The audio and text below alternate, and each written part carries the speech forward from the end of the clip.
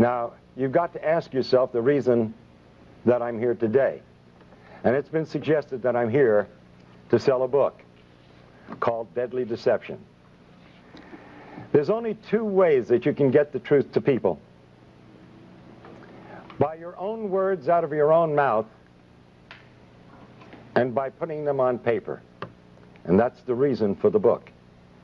We're talking about probably the most horrible scandal and scam ever perpetrated, not only in the name of science, but in humanity and in all history.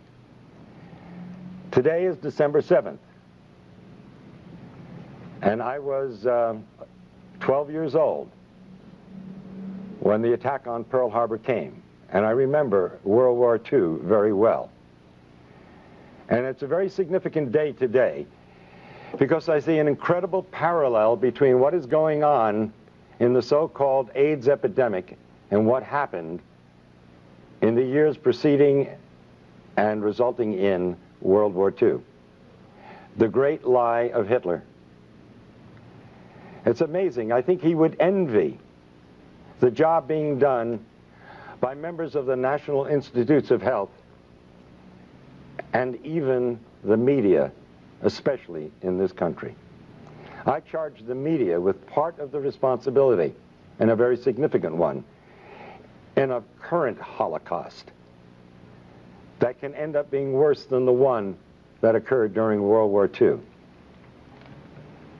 When it was first announced that Dr. Robert Gallo had found the virus that probably caused AIDS, and that announcement was made with Margaret Heckler in 1984 to the press and to the media without one single scientific document appearing in any journal in the United States. And as we know now, without any proof whatsoever that the virus caused any disease. The media picked up on it for the sake of a story. And soon the virus that probably caused AIDS was now the virus that caused AIDS. It was proven in the press and nowhere else. Now it's interesting, a lot of questions are asked of me whenever I appear before the cameras and do what some people have called a stunt, to sell books. I'm from the planet Earth. I honestly believe that these individuals are from the planet Uranus. How anyone could suggest that I would stick myself with a virus that is supposedly deadly for the purpose of selling a book, that's complete insanity. And I will put the lie to the individuals of the NIH, particularly Gallo and Fauci and Hazeltine and Essex and the rest of these scoundrels of the worst order. Criminals guilty of genocide, without a doubt. I invite them to take me to court. I wish Burroughs Wellcome would take me to court, because they have been putting out a killer drug knowingly. Because in a court of law, I would have the opportunity to provide the absolute proof and evidence, as I have in my book, Deadly Deception. Now, I'm not alone in what I'm doing here today. How does the press escape such obvious truths? Why would the finest virologist in the world, the most noted virologist, for them to justify their expenses and their existence and make their careers, they have to find infectious diseases. They are all prostitutes, most of them, my colleagues, to some degree, myself. You have to be a prostitute to get money for your research. You're trained a little bit to be a prostitute. But some go all the way. Member of our National Academy of Sciences, Peter Duesberg, why would he put his entire career on the line? What did he have to gain? He's already lost his laboratory and his funding. They can't take away his professorship because he's tenured. Why would a Charles A. Thomas, professor emeritus of Harvard, say the same thing? Why would Kary Mullis, who won the Nobel Prize in virology last year, why would he stick his neck out? What did he have to gain? These are the questions reporters should be asking. And in order to sell a book, I would inoculate myself with a virus that supposedly is deadly. Ever think that maybe we all know something that you just don't get? That if you take the virus out of the equation, you have a perfectly understandable disease with a perfectly understandable answer. And I might remind you, in case you are not aware of it, and if you haven't read my book, that we have known what causes acquired immune deficiency diseases for at least 70 years. It's in the medical textbooks. It's there for you to read. Number one cause on the face of this earth is malnutrition and starvation. That's African. Look to the headlines of the October 3rd issue of the London Times, Sunday Times last year.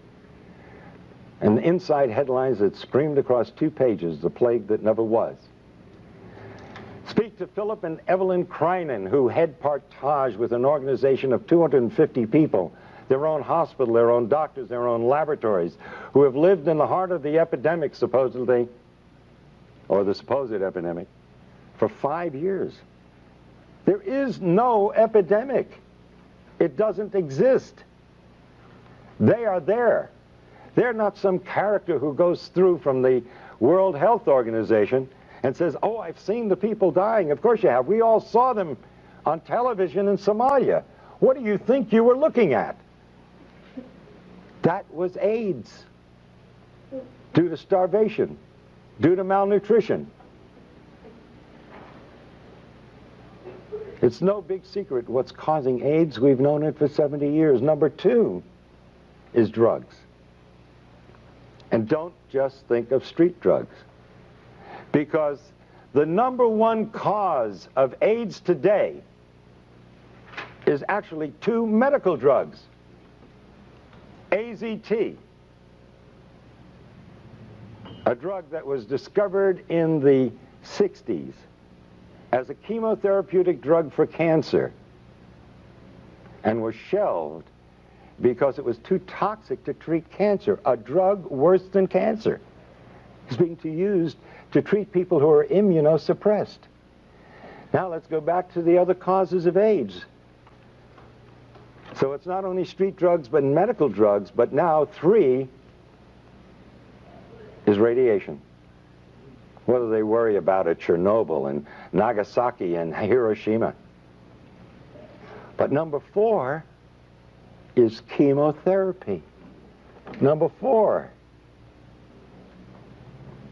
The number 4 cause of death of acquired immune deficiency diseases. Chemotherapy. And the most toxic chemotherapeutic drug of all times, AZT, is what they're now using to treat AIDS. And the Concord study, completed last year. Now, can you imagine saying to the world, where was the press? Where are you people? Here they're giving a drug that costs thousands of dollars a year, and it doesn't do any good? That's if you want to believe that. But did anybody here bother to look at the insert, the paper that comes with the drug? It's a DNA terminator. It means it is a terminator, just like the movie.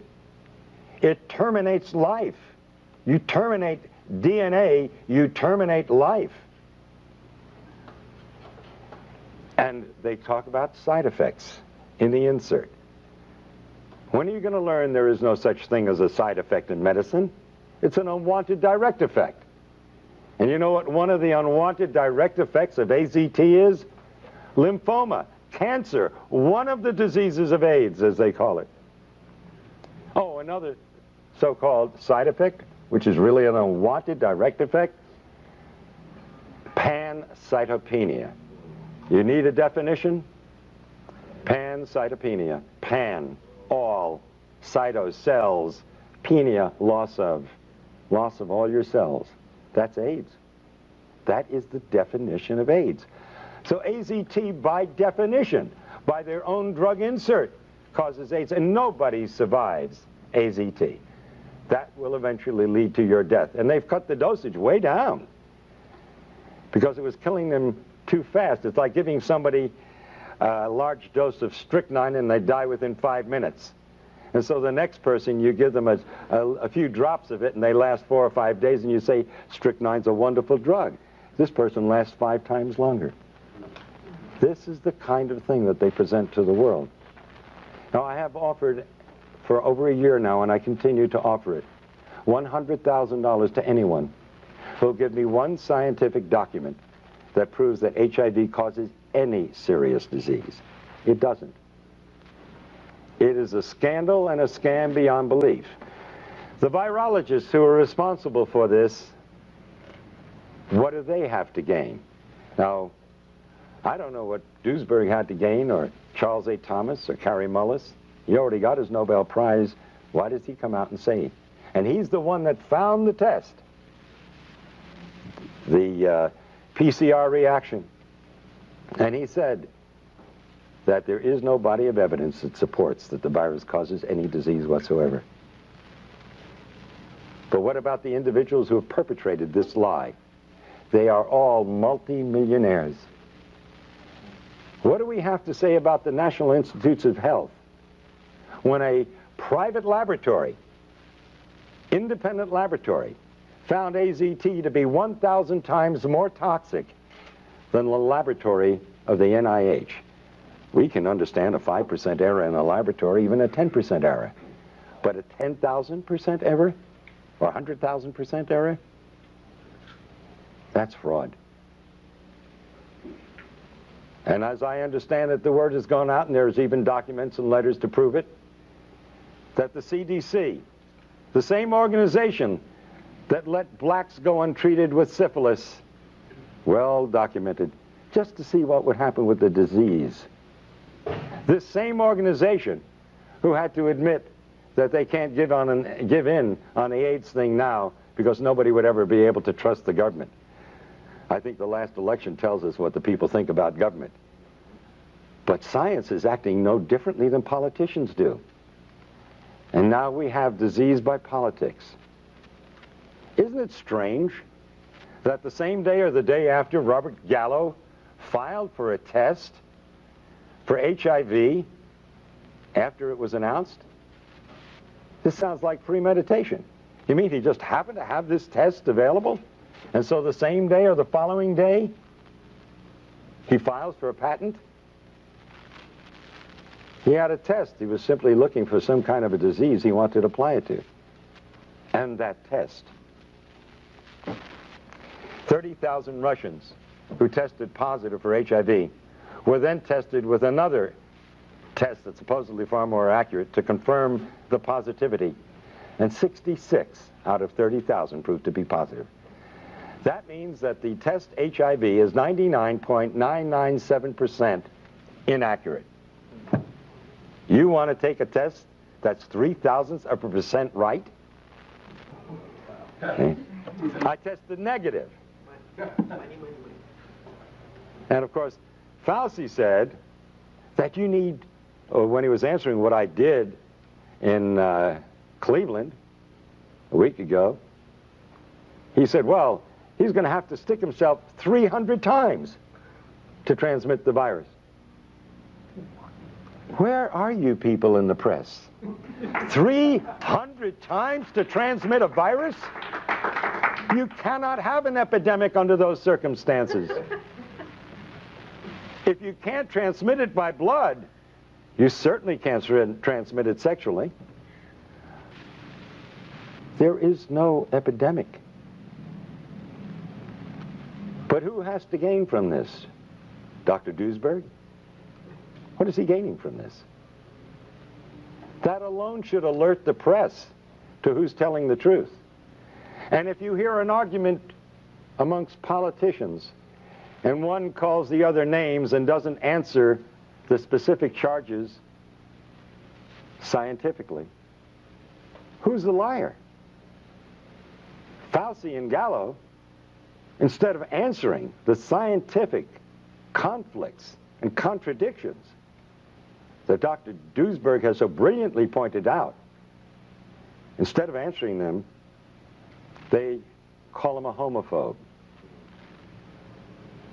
Can you imagine? I've been called a homophobe too. I wonder, I come here with a message of hope to not only the gays, but to the blacks and the Hispanics and all the other outcasts of society, which strangely enough are the only groups that have been connected with the so-called AIDS. Because you see, if you belong to one of those groups, you've got AIDS. But if you don't belong to one of those groups, you get the respectable diagnosis of you have tuberculosis, you have lymphoma, you have leukemia, you have Kaposi sarcoma, pneumocystis pneumonia, 30-plus diseases. Where is the press? How do they buy a story that a virus knows what country it's in? 3 symptoms in Africa, but 30 diseases in the United States and Europe. How do they buy the story that a virus has prejudices? It prefers men over women 9-to-1 in the United States and Europe, but men and women equally in Africa. It knows whether you're gay or straight, married or single, black or white. It should be hired by the immigration department because it does one heck of a job. This is what they've been feeding to the public, and this is what you and the press have published. It's funny, every time that I've stuck myself with a needle, I get calls from major television shows by excited young people who want to tell the truth. And then I get a call 3 days later telling me that it's been nixed at a higher level. That's no surprise. After all, who am I fighting? 2 drug industries. One supposedly legitimate and the other illegitimate. And they do an awful lot of advertising, the supposed legitimate ones. All those things out there that they sell for your colds and everything else, that's the pharmaceutical industry. And they also put out prescription drugs, most of them. And they pull the purse strings. And so we have a better propaganda machine in the United States than Hitler had in his time. You see, Hitler pulled off a lie, and he was condemned for it by most of the world, although believed by 3 major groups of the Axis powers. The liars and killers like Fauci and Gallo and Hazeltine and Essex and Flossie von Stahl and the Margaret Fischels, these people are getting by with the lie and getting paid immense sums of money for it and praise from the rest of the world while they murder. The study at the University of Miami was completely fraudulent. You see, I believed that the virus caused AIDS from 1984 to 88, and I treated AIDS patients. One of the few doctors willing to. Doctors were scared for their lives to even treat the patient. By the way, sticking my finger, nothing new. I did it lots of times in treating my AIDS patients. And in fact, it's amazing that in spite of the fact that we are at such great exposure to this deadly disease, the incidence of the disease amongst medical personnel of all types is less than the general population. This is a first in the history of science. In 1988, I was invited to a dinner where Burroughs Wellcome was going to push AZT as a drug for treating AIDS. And we were told we could ask questions during the dinner because Margaret Fischel was going to be speaking. And when she mentioned that the drug AZT had 56 side effects, I raised my hand. And I said, Dr. Fischel, how do you do a double-blind study on a drug with 56 side effects? You've got to know if you're on the drug.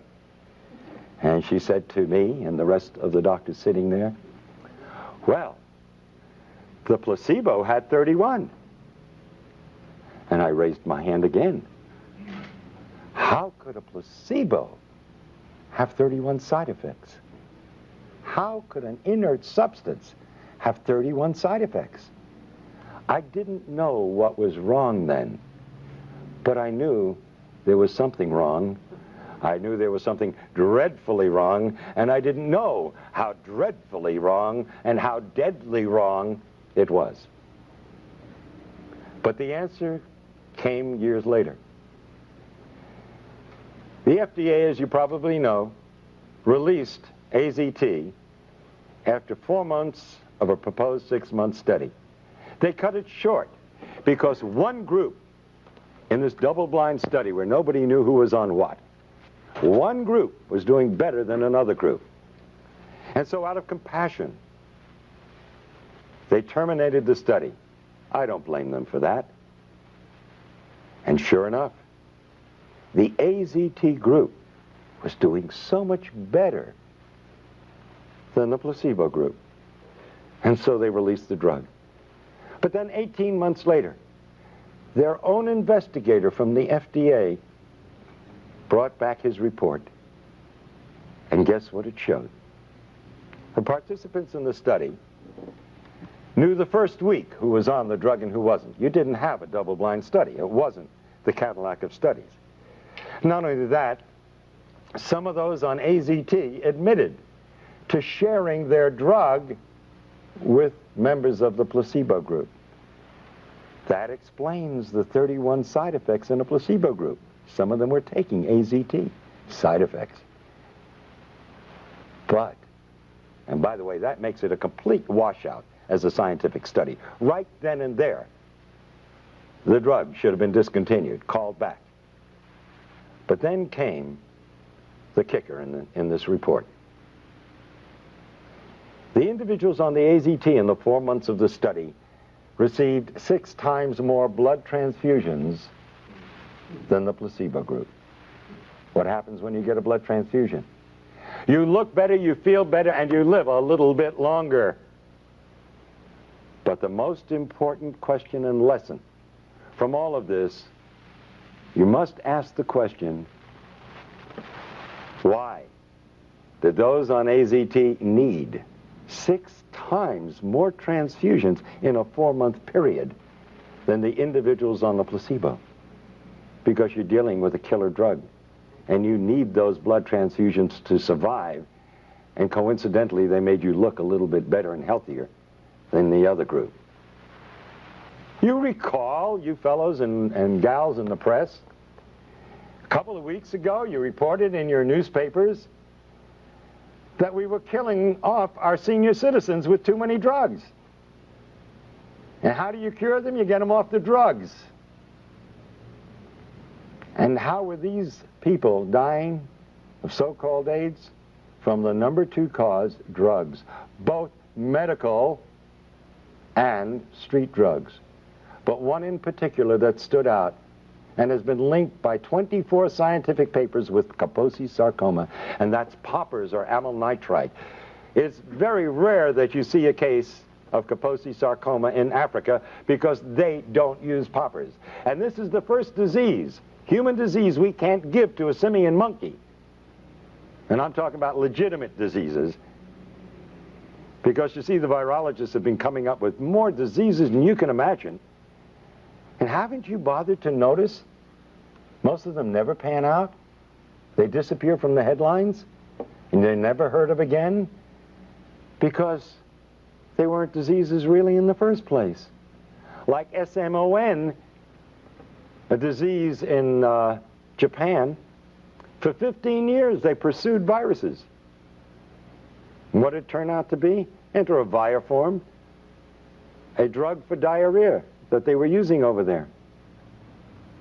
Amazing, isn't it? And they spent 15 years and lots of millions of dollars, but guess what our virologists have done? Wow, they hold a candle to no one. For 20 years in Nixon's war on cancer, they spent over $20 billion looking for a virus that caused cancer. And they came up empty-handed. They not only couldn't find a retrovirus, which was the ideal choice because it doesn't kill cells, and it's multiplied by the cells, which is what cancer cells do, but they never found any disease that it caused. But guess what they chose? for the scam of AIDS? A retrovirus.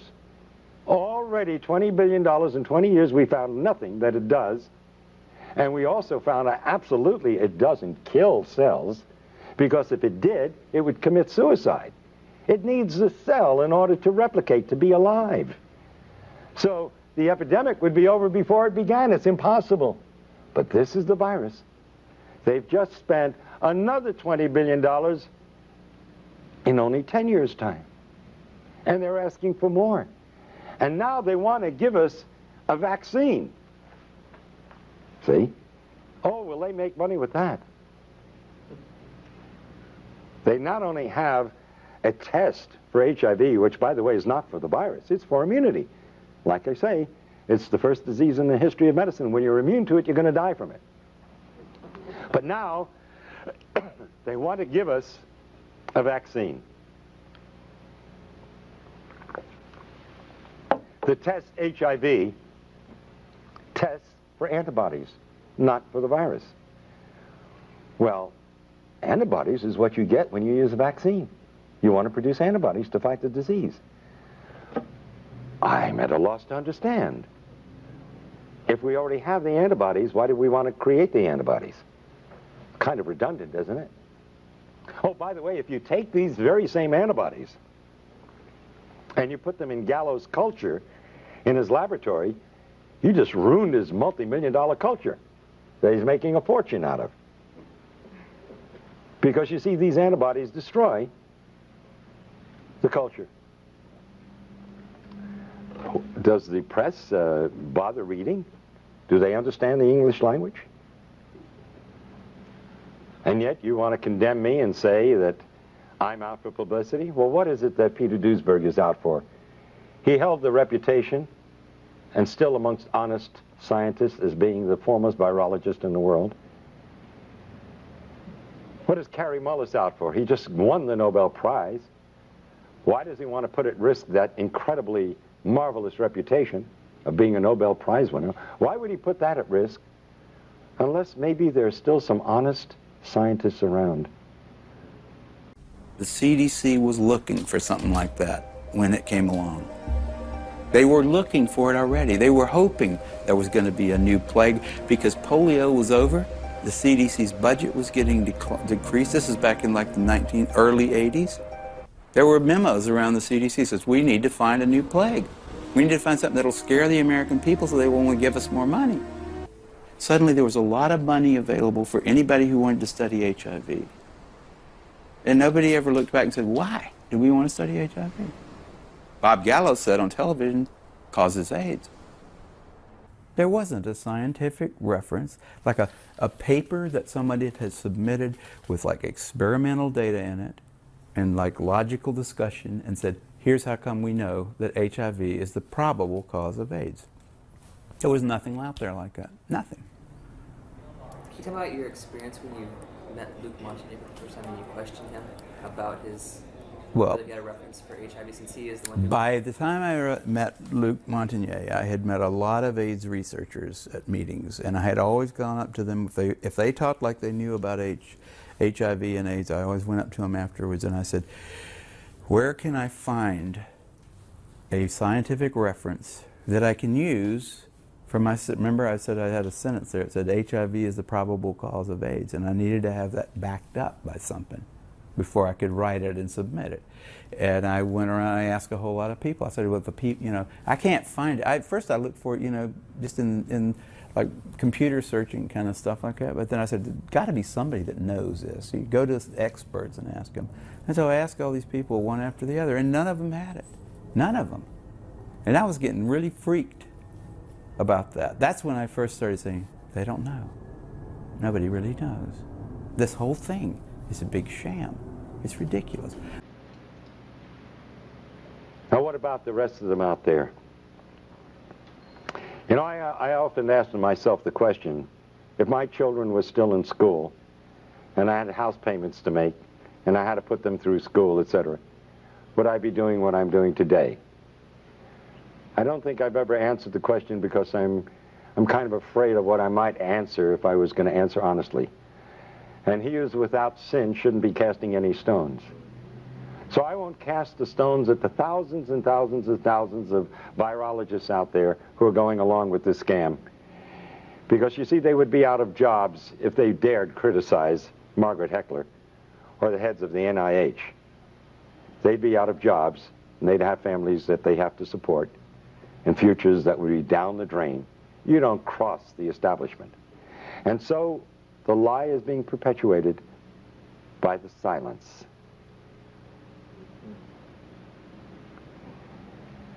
And even Gallo would say to the press in answer to the question, what does he have to say about Duisberg's challenges? And he says, well, if we're wrong, why do so many people believe us? I mean, I could just see Hitler and his stormtroopers saying to the press, if we're wrong, why does everybody do what we tell them to do? Because they're running the show, and you're looking at not just a simple lie of science. In the back of my book, I have the picture of Pedro Tocino of Spain, father of 2 young girls, a hemophiliac. Nothing wrong with the man. But because he received so-called tainted blood, they had him on AZT. I stuck myself to get that man off AZT. I said, if I stick myself with your blood, will it convince you there's nothing to worry about? And Pedro Tocino, now over a year later, is very healthy, having a wonderful life, enjoying his 2 young daughters. But all of his friends are dying or are dead. This is real. And I don't blame those scientists out there keeping their mouths shut because their jobs depend on it. And I understand that exists in the press too. But you've got organizations. And in a way, so do the virologists have organizations. And if enough of the honest ones would stand up and take that chance, if you all stand together, you make a statement. And you can do that in your press associations, even though the people who own the newspapers and the television shows are afraid of losing their sponsors. You can at least keep your dignity. That's the choice you have to make. And that's the choice that I have had to make. I figured that if I didn't do what I knew was right, I'd end up cutting my throat shaving in the morning, because I wouldn't be able to live with myself. And that's the honest, simple truth. I am sticking my finger to bring attention to the current Holocaust, and it's a dreadful one. When you terminate the DNA of a human being, they waste away and die in an inhuman fashion. We all have the right to die with dignity. But if we told them the truth, a lot of them wouldn't die at all. They'd simply get off the poppers and off the drugs. And there's no dishonor in being gay and admitting that you've been on drugs. The decent human beings in this world will give you the support and help you, like we help drug addicts of all followings, so to speak. Those that would turn against you have turned against you anyway, because of what you feel and what you are. And there are even some religious groups who have turned against the gays and said it was God's vengeance. How can you believe in a loving God and believe that that God would cause such a terrible disease amongst humans? No, this is a man-caused disease, but we all make mistakes in life, and that shouldn't stop the compassion and the love and the understanding of decent human beings. And so I do the act of sticking my finger and create another blood brother in my life, as the ancient Indians have done, and I will get another one today, because I'm not afraid of getting AIDS. I know as a scientist that there is nothing to fear. I know what causes AIDS. I am not going to lie to others nor myself about it. I don't like sticking myself with a needle because it hurts. And if you've ever seen my expression on pictures, you know that to be true. So, Kim Freitas. Kim, are you here? Yeah. We're going to become blood brothers. Yeah. And please, to the press and to everyone else, I don't intend to stick myself 300 times because it wouldn't prove anything anyway.